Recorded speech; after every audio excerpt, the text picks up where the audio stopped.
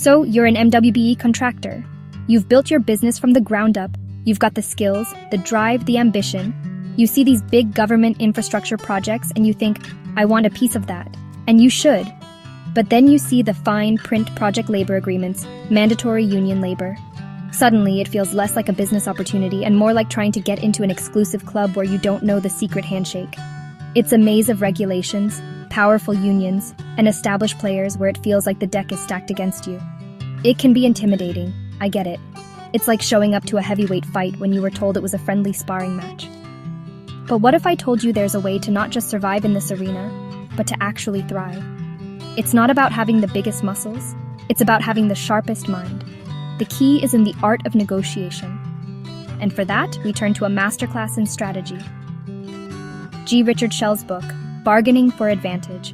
This isn't some dusty old textbook filled with theories. It's a practical, real-world guide to turning negotiation into your superpower. It's like having a cheat code for the final boss battle. The book gives you the tools to walk into those high-stakes meetings with confidence, armed with strategies that can level the playing field. In this video, we're going to break it all down. We're going to dive into 6 powerful lessons from Bargaining for Advantage that are specifically tailored for you, the MWBE contractor navigating the world of government contracts. We'll cover everything from understanding your own strengths to knowing when to walk away from a bad deal. By the end of this, you'll have a clear roadmap to not just compete, but to win. You'll be ready to sit at that table, look them in the eye, and negotiate a deal that builds your business and secures your future. So grab a notebook, get comfortable, and let's get you ready to bargain for your advantage. Alright, first things first. Before you can negotiate with anyone else, you have to negotiate with yourself. I know, it sounds a bit like a self-help retreat, but stick with me. G. Richard Schell makes it clear that the most fundamental step is understanding your own bargaining style. Are you a competitor, always trying to win, to get the biggest slice of the pie? Or are you a collaborator, looking for a win-win, trying to make the pie bigger for everyone? Maybe you're an accommodator, someone who prioritizes the relationship above all else. There's no right or wrong answer here, but not knowing your default setting is like driving a car without knowing if it has a manual or automatic transmission. You're going to grind some gears. Think about it. If you're a natural-born competitor, you might come in too hot when dealing with a union rep who's used to long-term collaborative relationships. You might win that one point, but you could sour the well for future projects. On the other hand, if you're too accommodating, you might leave money on the table or agree to terms that hamstring your business, all in the name of being nice. The goal isn't to change who you are, but to be aware of your tendencies. It's about developing what Schell calls strategic self-awareness. It's like being a superhero and knowing what your powers and your weaknesses are. Superman knows not to pick a fight in a kryptonite factory, right? So, how does this play out for an MWBE contractor? It's about adaptability. When you're sitting down with the general contractor, maybe your collaborative side needs to shine, showing how your unique skills bring value to the entire project. When you're hashing out the details of a PLA with a union leader, perhaps a competitive edge, balanced with respect, is needed to secure fair terms for your crew. And when you're presenting to a government agency, an accommodating and professional approach can build the trust that leads to them seeing you as a reliable, long-term partner. Knowing your style allows you to consciously choose the right approach for the right situation, turning your personality into a strategic asset. You know, in comedy, the jokes that seem the most spontaneous and off the cuff are often the ones that have been written, rewritten, and rehearsed a dozen times. The same is absolutely true for negotiation. Showing up unprepared is the fastest way to get your lunch eaten. Schell emphasizes that preparation isn't just a part of the process, it is the process. For an MWBE contractor facing a PLA, this is non-negotiable. You can't just walk in with your bid and hope for the best.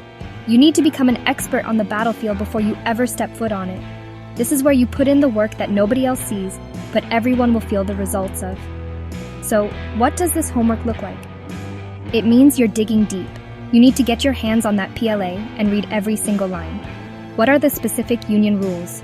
What are the wage scales, the benefit contributions, the work classifications? You need to know these numbers better than the people who wrote them. Research the prevailing wages in the area, the standard labor costs, and any potential jurisdictional disputes between different unions. It's about building a fortress of facts. When you can say, according to Section 4, Subsection B of the agreement. The required ratio is X, and my proposal reflects that, plus an efficiency gain of Y. You're not just a contractor anymore. You're an authority. This level of preparation does two things. First, it allows you to build an incredibly strong, accurate, and defensible bid. You won't be surprised by hidden costs later on. Second, it gives you immense confidence.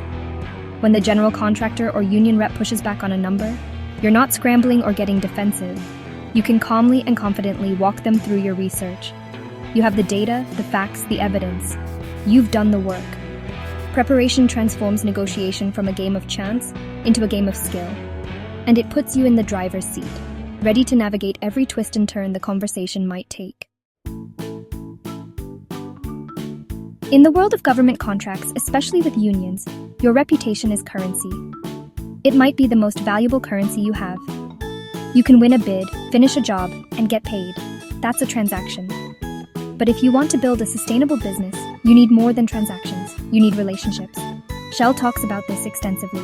Trust is the lubricant of any good negotiation. Without it, every conversation is filled with friction, suspicion, and doubt. With it, you can find common ground, solve problems, and create opportunities that didn't exist before. For an MWBE contractor, being seen as trustworthy and reliable can be your golden ticket. How do you build this trust? It doesn't happen overnight. It's built in 100 small moments. It's returning phone calls promptly. It's showing up to meetings on time and prepared. It's being transparent about your capabilities and your limitations. When you're dealing with a union leader, take the time to understand their perspective. Their job is to protect their members. If you show that you're committed to safety, fair wages, and respecting their craft, you're not an adversary. You're a partner in employing their people. You're helping them achieve their goals. That's how you build an ally. Think of it this way. The public agency and the general contractor are taking a risk on you. They want to know that you'll deliver on your promises, that you won't cut corners, and that you won't create headaches for them down the line. When you build a reputation for being a straight shooter, for being a problem solver instead of a problem creator, word gets around. The next time your name comes up for a project, the union rep might say, "Yeah, they're good people, they do things right." The agency official will remember you as the contractor who was professional and easy to work with. These relationships become your legacy, opening doors to future opportunities long after the concrete has set. A lot of people think negotiation is a zero-sum game. Like, it's just a tug of war, right? For me to get more, you have to get less. This is what Shell calls distributive bargaining. It's all about claiming value, or splitting the pie. And sure, some of that is always involved. But the real masters of negotiation, they focus on something else entirely. Integrative bargaining. This is about creating value. It's about working together to make the pie bigger so that everyone can walk away with a bigger slice than they expected. For an MWBE contractor, this is where you can truly set yourself apart. You can be the one who brings the new recipe. So what does this look like in practice? It means you stop thinking, "What can I win?" and start thinking, "What problems can I solve?" Maybe the project has a tight deadline. Instead of just arguing over labor costs, you could propose an innovative scheduling system or a prefabrication method that you specialize in, which could speed up the timeline for everyone. You're not just offering your services, you're offering a solution. You're creating value.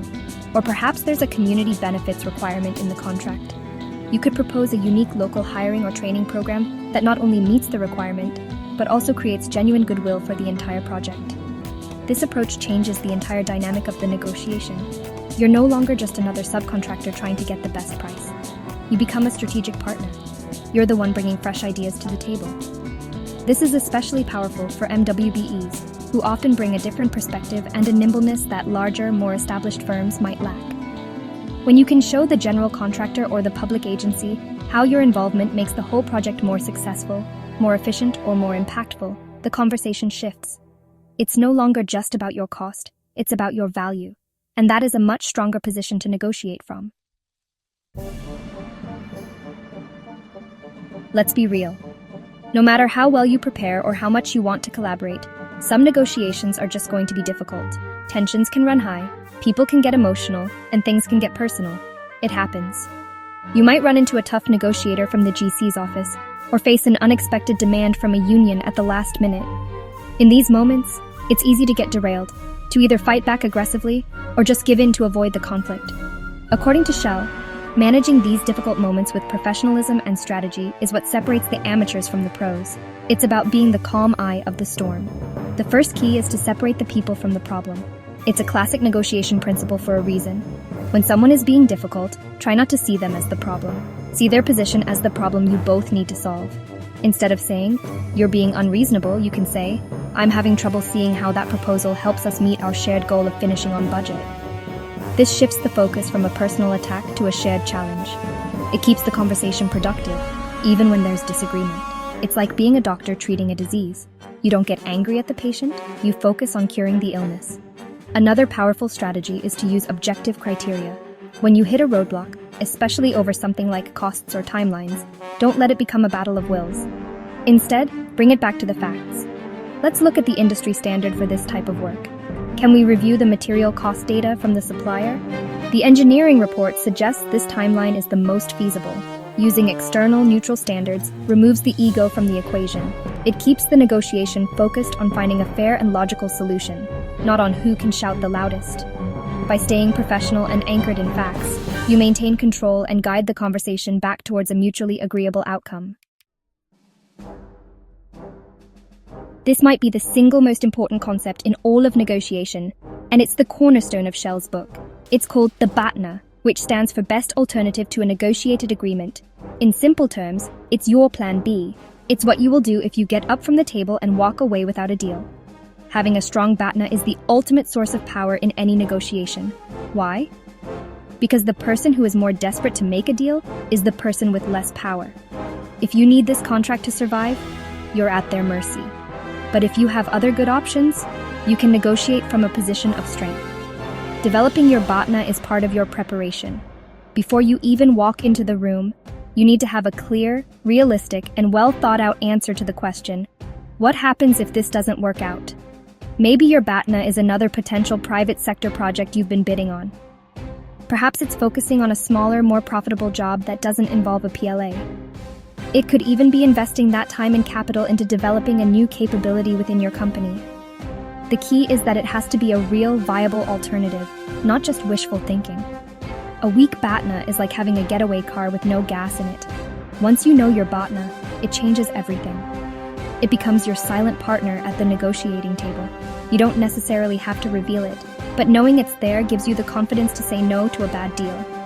When the other side tries to push you below your bottom line, you know you have a better alternative waiting for you. This leverage prevents you from accepting terms that could hurt your business in the long run. It empowers you to hold firm on your essential needs and to negotiate for the terms you deserve. Knowing when to walk away is not a sign of failure. It's the ultimate sign of smart, strategic power. So there you have it. 6 powerful strategies, straight from G. Richard Shell's Bargaining for Advantage, that can completely transform how you approach government contracts. We've seen that success isn't about being the biggest or the loudest. It's about being the most prepared, the most strategic, and the most adaptable. It's about understanding your own style, doing your homework, building trust, creating value, managing conflict, and crucially, knowing your best alternative. This isn't just theory, it's a practical framework, a clear roadmap that gives you, the MWBE contractor, the tools to navigate the complexities of PLAs and union labor with confidence. These lessons provide a path to turn what feels like a disadvantage into your unique advantage. You can stop feeling like you're playing on an unlevel field and start being the player who changes the game. I want to encourage you to take these strategies and make them your own. Apply them to your next bid, your next meeting, your next phone call. Start building your reputation, preparing your research, and defining your BATNA today. This is how you move from just bidding on jobs to building a truly sustainable and thriving business. It's how you win the contracts that will not only grow your company, but also build our communities. The opportunities are out there, and they are immense. Don't let complex agreements or intimidating negotiations stand in your way. Arm yourself with knowledge, lead with strategy, and bargain for the advantage you've earned. Go out there and build your empire, one successful negotiation at a time.